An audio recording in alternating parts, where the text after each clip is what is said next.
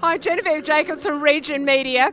This week's news update comes from the midst of the dinosaurs. One of the more improbable news updates I have ever done. I'm at Mildura, where the Jurassic Creatures show has been set up. Michael Keenan is the lead dino keeper.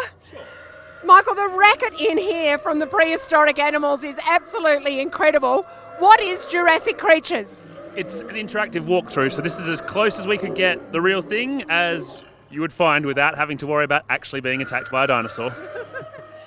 So we are surrounded by creatures like the iguanodon.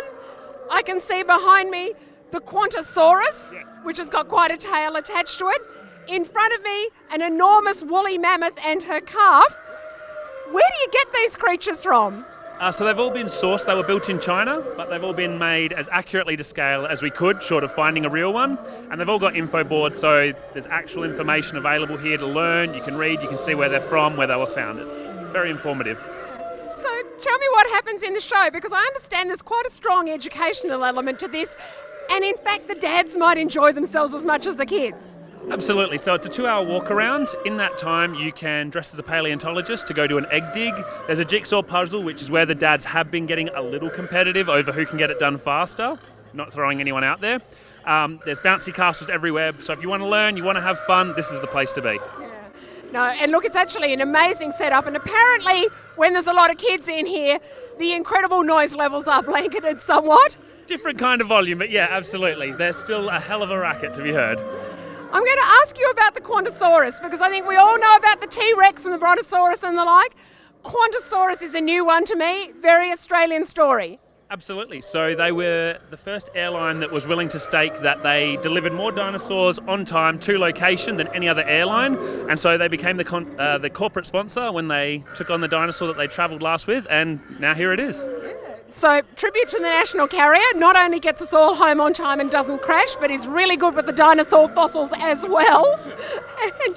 And Michael, tell me about the response from the kids when they see these huge creatures roaring and waving their tails. It's fantastic. The eye widening as they walk in the door. When they see a velociraptor, the first time you realise how big and amazing these creatures are. And then just to be able to see them in as close to scale as you possibly can, it's amazing. They've all been having a great time. And look, what better way to celebrate coming out of lockdown and being able to go out again than by getting up close with a velociraptor. I can't think of anything better. Also making news this week on the site, we've talked about the opening of the Lego store. Queues around the block, perhaps not surprising there. We've got the extraordinary story of a woman who went for a 2-hour massage in Braddon, came out and found her entire car covered in bees until a mysterious stranger arrived. We've got the yarn there.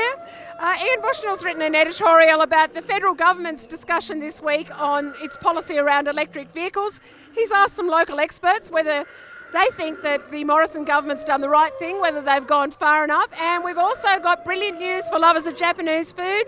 The hottest ramen joint in Sydney has opened up a Canberra branch. That and more, and so many more dinosaurs. All on the Riot Act. We've got a weekly newsletter that drops into your inbox every Thursday.